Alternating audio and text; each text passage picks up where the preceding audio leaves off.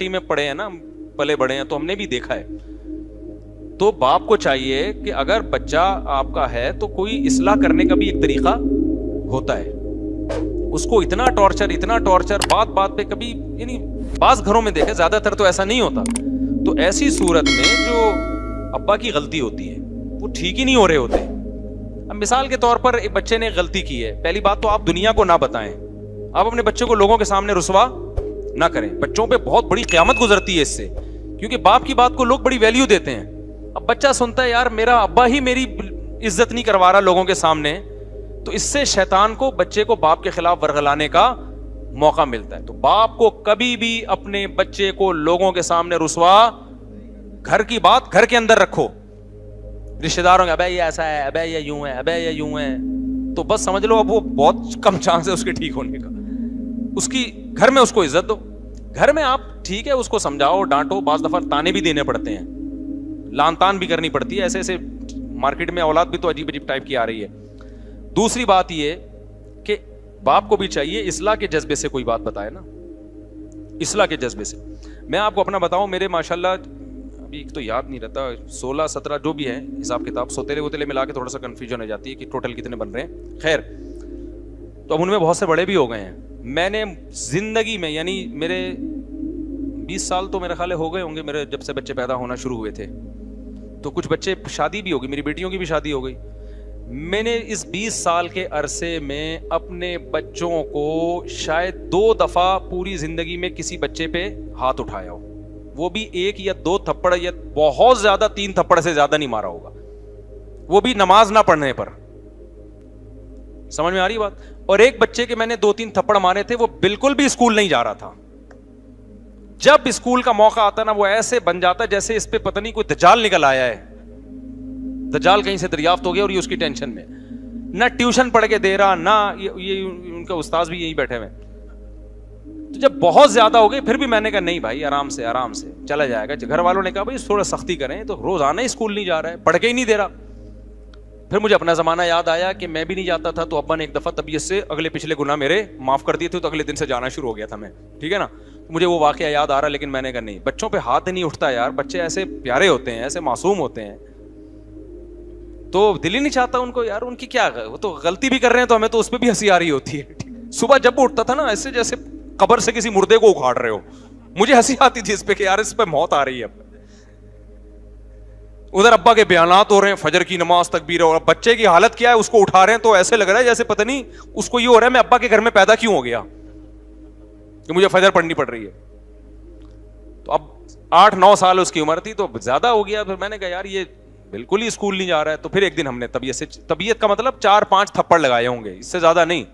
تو چند دن کے لیے جانا شروع ہو گیا. پھر وہی پوستی پن, نہیں جا رہا. میں نے کہا بھاڑ میں جائے, نہیں جائے, ٹماٹر بیچے گا یہ, جاؤ. کیونکہ اب یہ تھوڑی کہ جنگلی بن جائے یار بچوں کو مار مار کے, نہیں لگ رہا ہے. ہر آدمی کو ہر کام کے لیے اللہ نے پیدا نہیں کیا. پھر اس کو حفظ میں ڈالا, حفظ ہی نہیں کر کے دے رہا. دوسرا بھائی ہے ماشاءاللہ, ٹھکا ٹھک نکل گیا, حافظ بن گیا. تراویح پڑھائی اس دفعہ اس نے گھر میں, یہ والا پڑھ کے ہی نہیں دے رہا, جو کام بولو اس پہ پتہ نہیں. پھر میں نے ڈاکٹر کو بتایا, میں نے کہا کوئی سیٹنگ تو نہیں آؤٹ ہوئی بھائی اس کی, کوئی ملٹی وٹامن دی ہے اس نے, کوئی طاقت کی دوا دی. ابھی میرا ارادہ ہے اس کو ساری سیٹنگ کروا لوں. کوئی وٹامن بھی بعض دفعہ آگے پیچھے ہو جاتے ہیں بچوں کے, تو ایک ٹیسٹ کروانے کا میرا ارادہ ہے کہ لیب میں ٹیسٹ کروا دوں, کوئی کمی ہو رہی ہے. لیکن پھر بھی اگر نہیں ہوگا تو پھر بھائی ہم کیا کریں گے, بس اس پہ خوش ہوں گے. الحمدللہ سٹا نہیں لگاتا, الحمدللہ غلط لڑکوں میں بیٹھ نہیں رہا ہے. بڑا ہو جائے گا خود ہی اپنا مستقبل سمجھ لے گا. ابھی تو بس یہ کرو کہ غلط صحبت میں نہ بیٹھے, نہ پڑھے یار, نہیں پڑھ کے دے رہا. سب لوگوں کو اللہ نے پڑھنے کے لیے پیدا نہیں کیا. تو میرے گھر والے کہہ رہے تھے کہ اس کے ٹماٹر بکوانے اس سے کیا کرنا ہے, اس کو کچھ تو کہیں تو لگاؤ. میں نے کہا مجھے لگ رہا ہے کہ میں جو بیانات میں مثال دیتا ہوں نا کہ زیادہ ٹینشن نہ لو, تو کیا ہوگا, زیادہ زیادہ ٹماٹر بیچے گا, تو وہ اللہ نے شاید سن لی ہے میری. اللہ کہہ کے سب سے پہلے تیرے اوپر فٹ کروں گا. تو مجھے کوئی ٹینشن نہیں ہے, میں کیوں ٹینشن لوں. میں تو یار, میں جب سفر سے آتا ہوں سلام کرتا ہے, خوش ہوتا ہے. بچے تو ایسے ہی ہوتے ہیں نا, ابا کے آنے سے کھلونے, ابھی بقرعید ہے وہ شور مچا کے رکھا ہوا ہے, گائے چاہیے. تو ہمیں تو جب یہ بچوں سے یہ خوشی مل رہی ہے, تو بڑے ہو کے بھی بہت سے پڑھ لیتے ہیں. میں تو بڑے ہو کے ہی پڑھا ہوں بھائی, بچپن میں تو ہم نہیں پڑھے. ہم نے تو بچپن میں پٹے بھی, مارے بھی کھائی. اسکول تو جانا شروع ہو گئے تھے پڑھ کے, پھر ہم تو پڑھ لکھ لو, کچھ کام کے بن جاؤ گے. میں نے تو بڑے ہو کے پڑھائی شروع کی ہے. حفظ بھی میں نے بڑے ہو کر کیا ہے, بچپن میں حفظ نہیں کیا, بڑے ہو کر, میں پورے مولوی بننے کے بعد میں نے حفظ کیا ہے, ٹھیک ہے نا, اپنے طور پر حفظ کر لیا. تو جب شوق ہوتا ہے تو سب کچھ ہے. اگر چترول لگا لگا کے بچے کو آپ نے انسان بنانے کی کوشش کی نا تو پتہ نہیں کیا بن جائے گا وہ. ہاں, نشے میں نہ بیٹھنے دو کہ بچہ چرس پی رہا تھا, آپ نے کہا, محبت سے سمجھایا, دوبارہ چرس پینے لگا, اب نہیں, یہ چیز برداشت کے قابل نہیں ہے, پھر تو اس کو بند کرنا پڑے گا گھر کے اندر. پھر بھی مار دھاڑ کے بجائے کوئی اور طریقے اختیار کرو, گھر میں بند کر دو اس کو, بری ایکٹیویٹیز سے روکو. سمجھتے ہو کہ نہیں سمجھتے ہو؟ تو اس لیے باپ کو بھی چاہیے بھائی بچوں کو محبت دے, وہ تمیز سے سمجھائے, ان کو رسپیکٹ دے, ان کو یہ احساس ہو کہ ابا ہمارا. دیکھو, جس باپ کے گھر میں آنے سے بچوں کو خوشی کے بجائے ٹینشن ہونا شروع ہو جائے وہ کامیاب باپ بولو نہیں.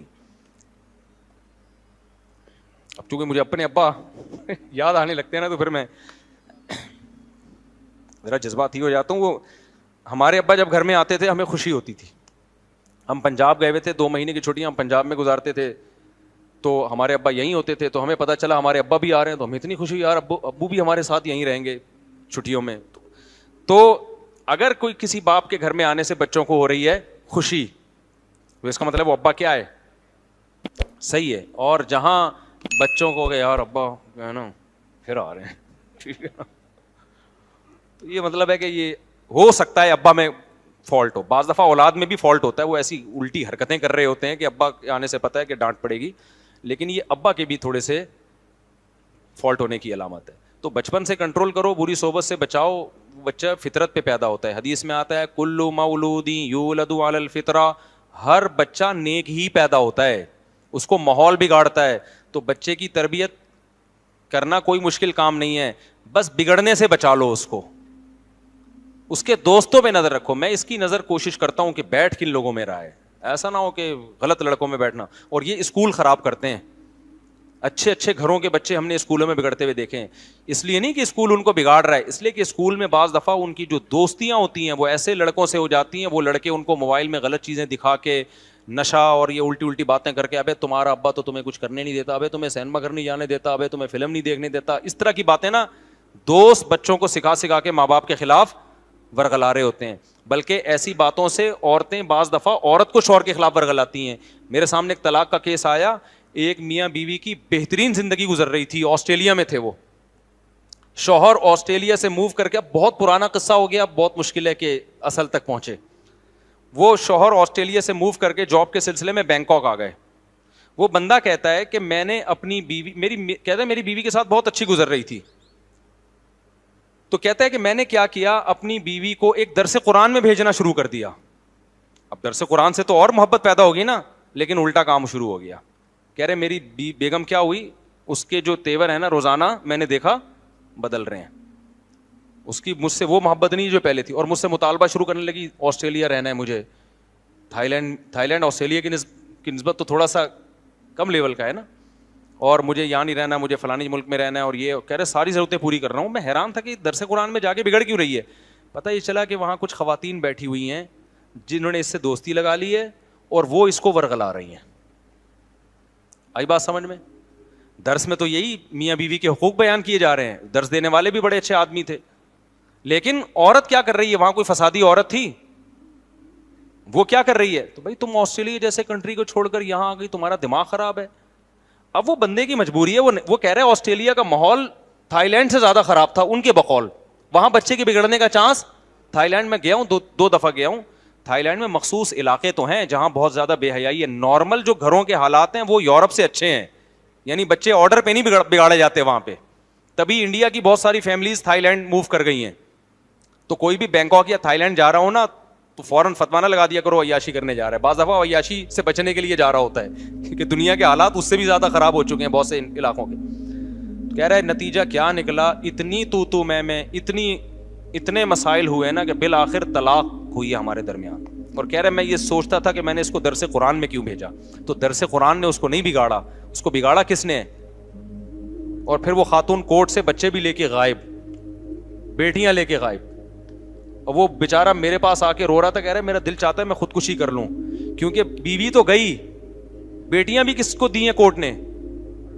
پاکستانی عدالت میں کیس چلا تھا, نیشنل یہیں کے تھے, وہ پاکستان آ گئی تھی, پھر پاکستان سے بچوں کو لے کے آسٹریلیا چلی گئی, اور پھر پتہ نہیں آسٹریلیا کے کورٹ سے کیا یا پاکستان سے کیا, مجھے پورا واقعہ یاد نہیں. کہہ رہے بچوں سے بھی گیا میں, بیٹیاں یاد کر کے نا ڈپریشن میں کہہ رہا میں تھائی لینڈ چھوڑ نہیں سکتا, میری جاب اس ٹائپ کی ہے کہ میں چھوڑوں گا تو میں مسائل ہو جائیں گے.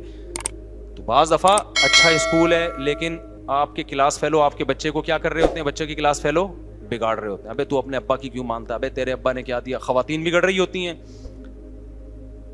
مجھے یاد ہے جب میں نیا اس علاقے میں آیا تو میری مالی حالت زیادہ اچھی نہیں تھی اس وقت, اچھی تھی لیکن ایسا نہیں تھا کہ کوئی ڈیفینس یا گلشن اقبال میں جو ان کا اسٹیٹس زیادہ اچھا ہے.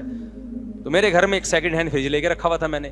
ایک خاتون آئی, آپ کی وائف سے ملنا ہے, آپ کی وائف سے ملنا ہے, وائف سے ملنا ہے, آئیں اور چلی گئیں اور لڑوا دیا ہم دونوں کو.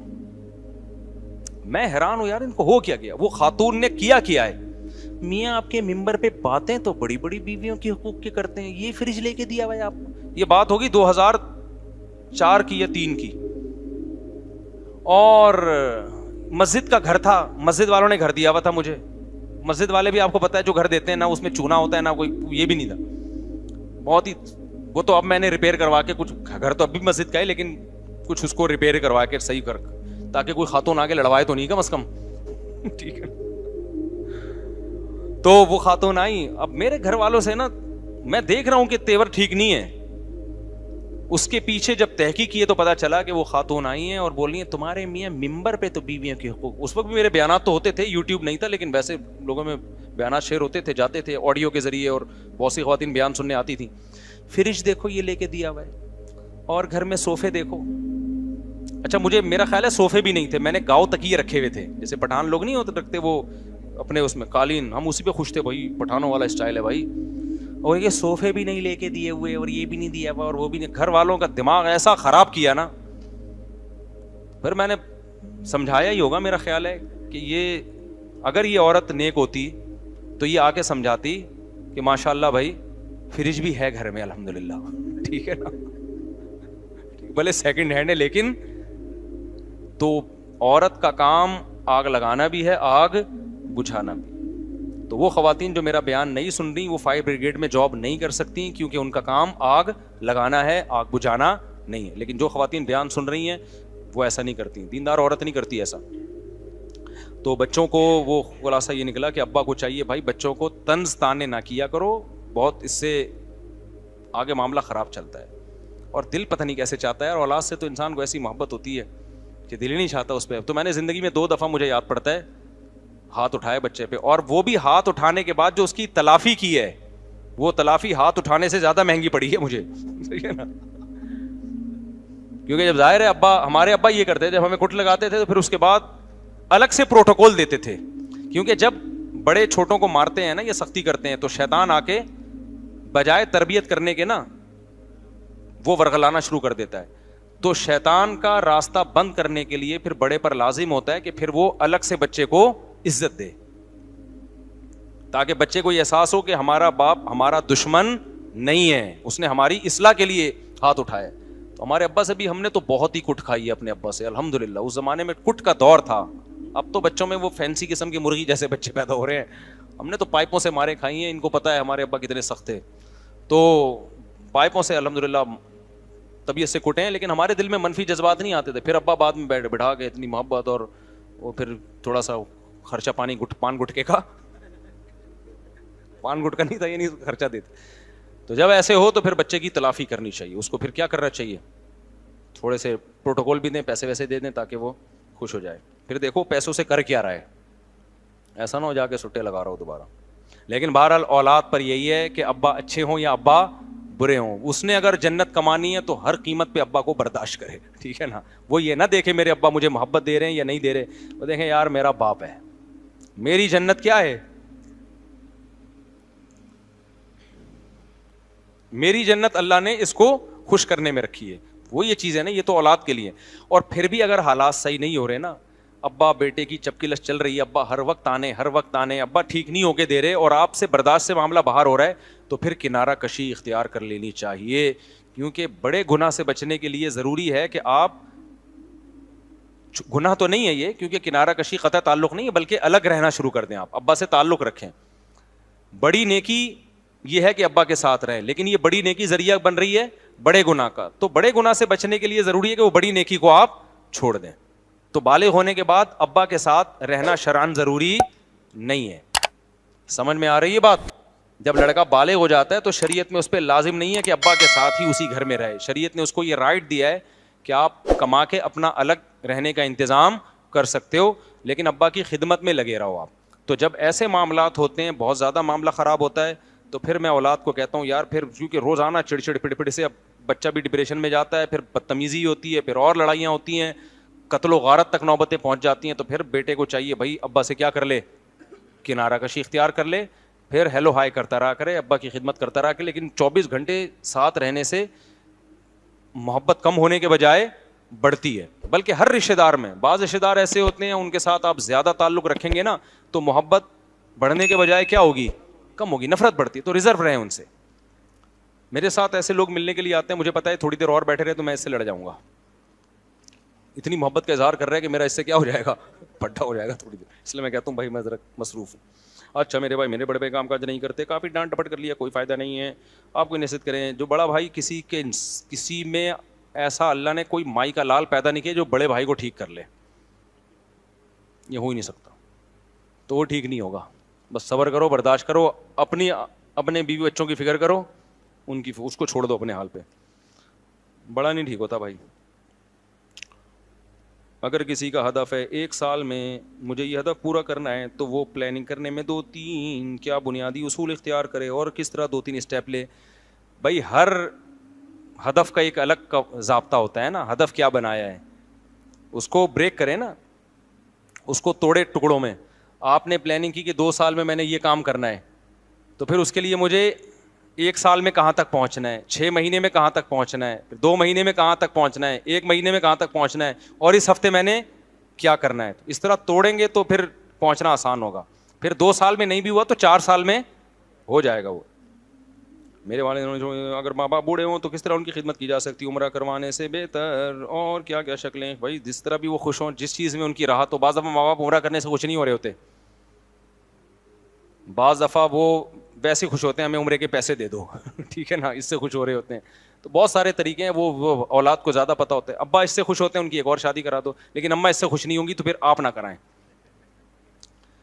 آپ نہ کرائیں یہ کام. وجہ اس کی ہے کہ آپ خود اپنی اماں پہ سوکن لے کر آنا, کوئی اور لے آئے, آپ نہ یہ کام کریں. یہ بالکل ایسے جیسے اپنے داماد کی دوسری شادی کرانا, یہ ٹھیک نہیں ہے. داماد کو کرنے تو جتنی چاہے شادیاں کریں, لیکن آپ کراؤ گے تو یہ قطع رحمی ہے. کیوں؟ آپ کی بیٹی کے دل میں باپ سے کیا آئے گی, نفرت آئے گی. تبھی نبی صلی اللہ علیہ وسلم سے حضرت علی نے پوچھا نا, تو آپ نے اس کو پسند نہیں کیا, کیونکہ ہر چیز کو اسلام اس کا موقع دیتا ہے. تو آپ شادی کرو, کس نے روکا ہے آپ کو؟ کیونکہ کیا ہوتا ہے جب باپ کہے گا نا داماد کو, تو بیٹی کہے گی کہ ابا میرے اوپر سوکن لانے کا ذریعہ بنے. وہ شوہر سے الگ لڑے گی, باپ سے الگ لڑے گی. تو ہر چیز, جیسے اس کی مثال بالکل ایسے ہے کہ میں عورت کو کبھی نہیں کہتا کہ اپنے شوہر کو کہو کہ آپ دوسری شادی کریں. یہ عورت کے اوپر اس کی طاقت سے زیادہ بوجھ ڈال رہے ہو آپ. ایک تو اس پہ سوکن آ رہی ہے, دوسرا اس کے مشورے سے آئے. یہ ایسے ہے جیسے بکرے کو حکم دے رہے ہیں کہ ذبح ہو جائے لیٹنے کے لیے. بکرا کہے گا ایک تو قربانی میں مجھے لٹار ذبح کر رہے اور گرنے کا کام بھی میں خود کروں. نہیں, یہی بات میرا خیال ہے. دیکھو شریعت نے ہمیں حکم دیا ہے کہ ہم بکرا کاٹیں, بکرے کو حکم نہیں دیا کہ وہ کٹے, کیونکہ بکرے کے لیے یہ بہت بڑی آزمائش ہوتی کہ وہ کٹ بھی رہا ہے اور شور بھی نہ مچائے وہ. تو جب شوہر سوکن لے کر آتا ہے عورت پر, تو شریعت نے اس کو شور مچانے کی اجازت دی ہے کہ اس پہ ظاہر ہے اس کی محبت تقسیم ہو رہی ہے, اس کو تو تکلیف ہوگی, یہ نیچرل ہے. تو اس کے ریلیٹیو کو نہیں کہا کہ اس کی اپنی بیٹی کے پر سوکن لانے کا داماد کو مشورہ دیں, اپنے بہنوئی کو مشورہ دیں کہ سوکن لائے. ہاں یہ ہے کہ جب وہ کرے تو آپ اس کی راہ میں رکاوٹ بولو نہیں بن سکتے.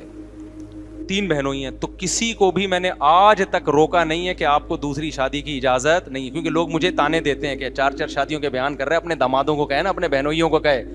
تو بھائی ہمارے بہنوئی یا داماد نے کرنا ہو, مجھے کیوں بتا رہا ہے؟ صحیح ہے نا, مجھے کیوں بتا رہا ہے؟ جب اللہ نے قرآن میں اجازت دی ہے تو سب کو دی ہے. باقی ہم سے یہ توقع کہ ہم اس کو مشورہ دیں گے تو یہ شریعت کے مزاج کے خلاف ہے. کرنی ہے تو بھائی بیان تو سب کے لیے ہیں, جس نے کرنی ہے اپنی ذمہ داری پہ کرے. بلکہ ہمارا ناک منہ بننا بھی نیچرل ہوگا, تو آپ ہمارے ناک منہ بننے کی فکر ہی نہ کرو. کیا خیال ہے؟ ہم سے پوچھ کیوں رہا ہے بھائی وہ؟ تو یہ تو نیچرل ہے. حضرت فاطمہ پہ حضرت علی نے ارادہ کیا تو نبی صلی اللہ علیہ وسلم کو تکلیف ہوئی تھی, اور یہ تکلیف کیا ہے؟ نیچرل ہے. تو حضرت علی نے خیال کیا کہ نہیں کرتا، بعد میں کر لوں گا، کیونکہ اس زمانے میں رواج تھا. اب رواج ختم ہے تو اب ہم کہتے ہیں اب تو چاہیے کہ اس کو پروموٹ کرو سوسائٹی میں. سمجھتا ہے بات کو کہ نہیں سمجھتا. لوگ آ رہے ہوتے ہیں کہہ رہے ہیں میں دوسری شادی کر رہا ہوں، مفتی صاحب میرے سسر کو ترغیب دیں کہ مجھے کرنے دیں. میں کہتا ہوں بھائی، اور یہ آج بات نہیں کر رہا، جب میرے بیٹیاں نہیں تھیں اس وقت بھی میں یہ بات کرتا تھا. لوگ کیونکہ تانا دیں گے کہ اب اپنی بیٹیاں ہو گئی نا، تو اب بیان چینج ہو گیا ہے. تو جو میرے پرانے دوست ہیں، جب میری بچیاں نہیں تھیں اس وقت بھی میں یہ بات کرتا تھا کہ سسر کو کبھی میں ترغیب نہیں دوں گا کہ اپنے داماد کو حکم دے کس کا، دوسری شادی کا. یہ سسر کا کام نہیں ہے، کیونکہ اس کا ریلیشن کس سے، بیٹی سے خراب ہوگا. اس سے بیٹی کے دل میں نفرت کے جذبات پیدا ہوں گے باپ سے کہ ابا نے ہمارے جو ہے نا، میرے باپ نے میرے شوہر کو یہ کام کروایا ہے. اور اس کی نظیر بھی ہمیں ملتی ہے. نبی صلی اللہ علیہ وسلم نے فرمایا، قرآن میں اللہ نے 2 بہنوں سے نکاح کو حرام قرار دیا ہے نا. ایک ہی ٹائم پہ آپ 2 بہنوں سے نکاح نہیں کر سکتے. اس کی وجہ نبی نے بیان کی ہے، لِأَنَّكُمْ تَقْطَعُونَ بِهِ أَرْحَامَكُمْ. آپ نے فرمایا اس سے رشتہ داری ٹوٹے گی. 2 بہنوں کی محبت سوکنوں کی نفرت میں تبدیل ہو جائے گی. تو اسلام نے آپ پر پابندی لگا دی، ایک بہن آپ کے نکاح میں، اس کے ہوتے ہوئے اس کی بہن سے آپ نکاح نہیں کر سکتے، کیونکہ بہنوں کی جو محبت ہے وہ کیا ہو جائے گی، وہ تبدیل. حالانکہ شادی ہو رہی ہے نا وہاں پہ، اور 4 شادیوں کی آپ کو اجازت ہے، لیکن یہاں کیوں نہیں ہے؟ اس لیے کہ اس سے جو خونی رشتہ ہے، اسلام اس کو پہلے بچانے کی فکر کر رہا ہے. سمجھتے ہو؟ تو اگر کوئی شخص اپنی بہنوئی کو خود کہے کہ تو دوسری شادی کر، اس سے بھائی اور بہن کا جو خونی رشتہ ہے اس میں درار پڑنے کا خطرہ ہے. تو پابندی تو اسلام نہیں لگا رہا، نہ سسر لگا سکتا ہے، لیکن خود وہ سسر دامادوں کو ترغیب دے یا بہنوئیوں کو ترغیب دے، اس سے جو ان کے آپس کے اولاد کے ریلیشن ہے ان میں کیا ہوگی، دراڑ پڑے گی. تو اسلام نے کبھی نہیں کہا کہ سسر ترغیب دے یا مرد بہنوئی کو. ہاں وہ کر رہا ہو تو آپ روک نہیں سکتے بھائی، سمجھ رہے ہو نا، آپ روک نہیں سکتے. وہ تو کوئی بھی کرے تو کوئی بھی پابندی نہیں لگا سکتا. گورنمنٹ نہیں لگا سکتی تو سسر کہاں سے پابندی لگائے گا. اچھا میرے بھائی، اگر کسی نے اپنے ماں باپ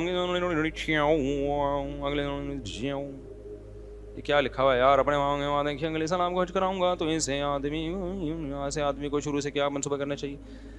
ابے حج کرانے کا ارادہ کیا ہے تو شروع سے پیسے جمع کرنے چاہیے. حج میں سب سے پہلے کیا چاہیے؟ روکڑا چاہیے.